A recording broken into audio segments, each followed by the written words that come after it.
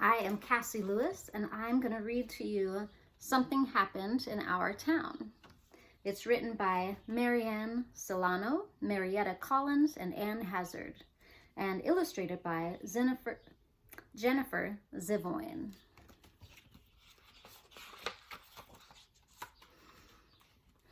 Something bad happened in our town. The news was on the TV, the radio, and the internet. The grown-ups didn't think the kids knew about it, but the kids in Ms. Garcia's class heard some older kids talking about it, and they had questions.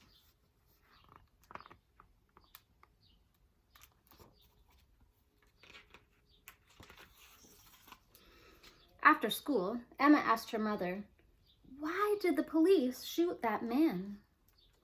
"It was a mistake," said her mother. "I feel sad for the man and his family."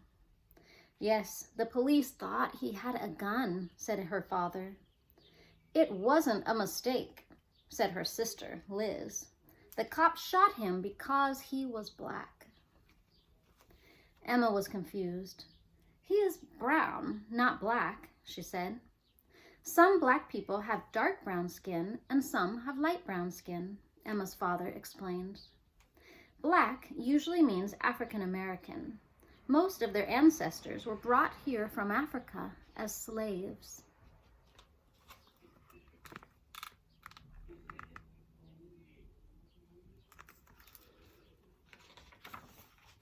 I'll show you this picture.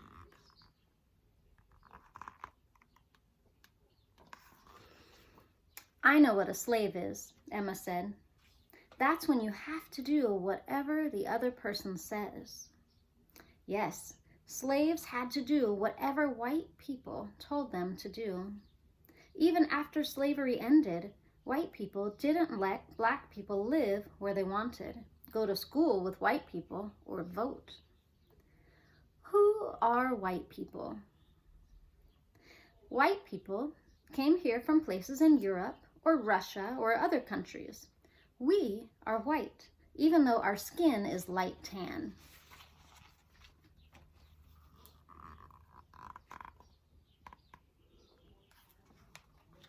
"Did our family do those bad things a long time ago?" asked Emma. "Yes," answered her mother. "Back then, many white people thought that they were better than black people, even though it wasn't true." Liz added, "Some white people still think most black men and boys are dangerous, even though they are not." "Was the man that got shot dangerous?" asked Emma. "No," her mother said.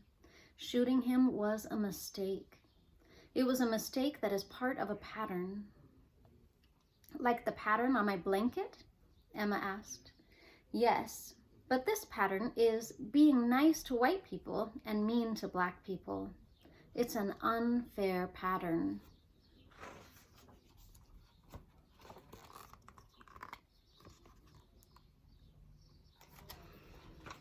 "Suppose you had a birthday party and invited everyone in your class except the black kids," her mother said. "How would the black kids feel?" "They would be sad," Emma said, "or mad." "And you would be missing out because you never know who is going to be your best friend," said Liz. "And you can help others to be fair," said her mother. "Like telling Anna to stop teasing Ling about her name?" asked Emma. Her mother gave her a hug. "Yes, just like that." In another house, Josh asked his mother, "Can police go to jail?"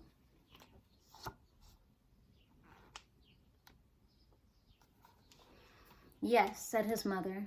"Why do you ask?" That white policeman who shot the black man," said Josh. "Will he go to jail?"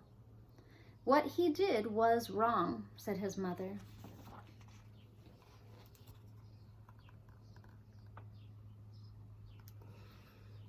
"But he won't go to jail," said his father. "Why not?" asked Josh. "Cops stick up for each other," said Josh's brother, Malcolm. and they don't like black men. Josh was confused. Why not? Some police are black. You are right, said his mother. Uncle James is a police officer, and so is my friend Kenya. There are many cops, black and white, who make good choices, said his father, but we can't always count on them to do what is right.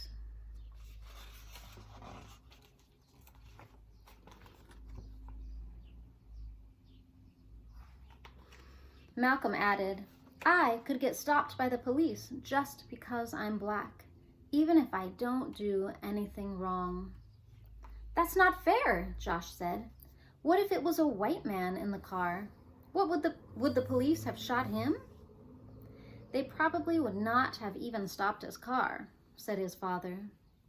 Sometimes white people are treated better than black people, said his mother, but it's not right.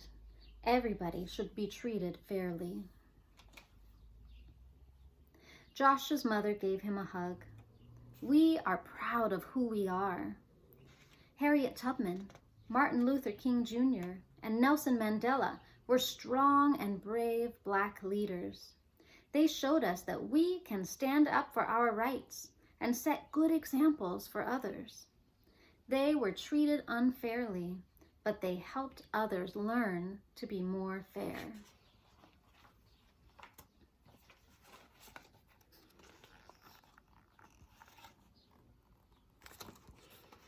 Some people haven't learned yet, said his father angrily. Why are you mad? Asked Josh. I am mad that we're still treated poorly sometimes, but I can use my anger to make things better, said his father. Black people have a lot of power if we work together to make changes.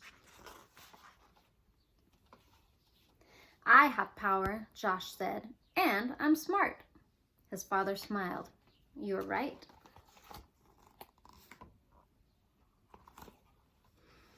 His mother added, and you can change people's hearts by sticking up for someone who is not treated fairly.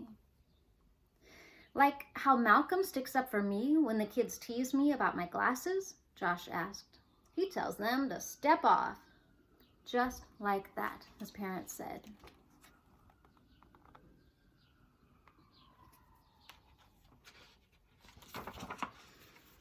The next day, a new kid joined Emma and Josh's class. His name was Omad, and he was from a country far away.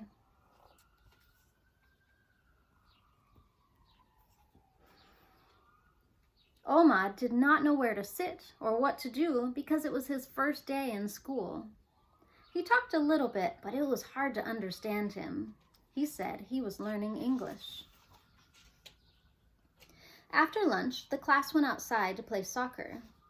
Daniel and Sophia picked kids to be on their teams. All of the kids were picked to be on a team except Omad.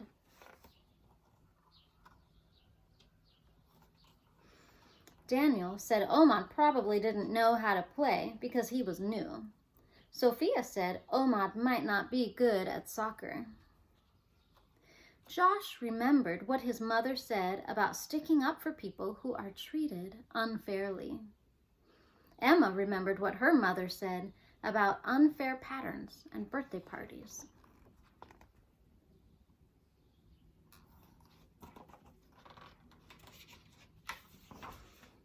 All of a sudden, Omad wasn't alone.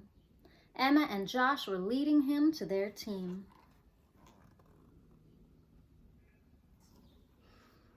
We have enough kids on our team, Daniel said. We don't need him.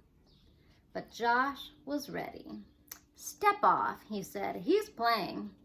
Yeah, said Emma. We don't want to miss out.